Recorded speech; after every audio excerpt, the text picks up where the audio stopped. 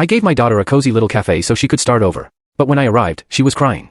Can you imagine investing your entire retirement savings to fulfill your daughter's dream, only to find her scrubbing a public bathroom floor in tears, while her mother-in-law, who's stolen her business, sits smugly behind the counter? That's what I walked into. But what that woman didn't know was that she'd just tried to manipulate a man who'd spent 4 decades shutting down rule breakers. I'm 68 years old.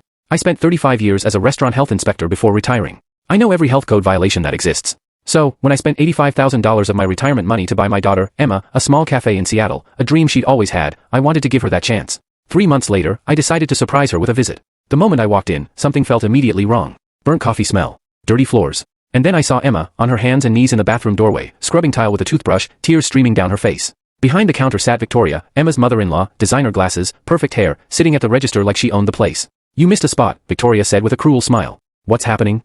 I demanded. Victoria explained they were partners now. Emma had signed papers, legal papers that gave Victoria 51% ownership of the cafe. The cafe I had bought for my daughter. Emma looked terrified. Her husband, Ryan, sat in the corner on his laptop, refusing to even look at me. He wouldn't defend his own wife. As I sat there, drinking terrible coffee, I started noticing violations everywhere. Dairy products too close to vegetables. No temperature logs. No date labels on open containers. Cleaning chemicals stored next to food. Every single thing Victoria had done to improve efficiency was actually breaking the law. That night, Emma came to my apartment, partnership documents in hand. Victoria had tricked her. The papers didn't just give Victoria 51%, they had hidden clauses that would transfer 100% ownership to Victoria within 1 month. I smiled for the first time that day. Victoria had made a mistake. She had stolen from someone whose father spent 4 decades shutting down restaurants that broke the rules. I filed an official health complaint, using every technique I'd learned in 35 years to ensure it got priority attention. 2 days later, inspectors showed up at the cafe. They found every violation I'd spotted. Victoria got a $2,500 fine and a written warning. But I wasn't done. I created a fake Google account and posted a 1-star review, mentioning the sanitation concerns.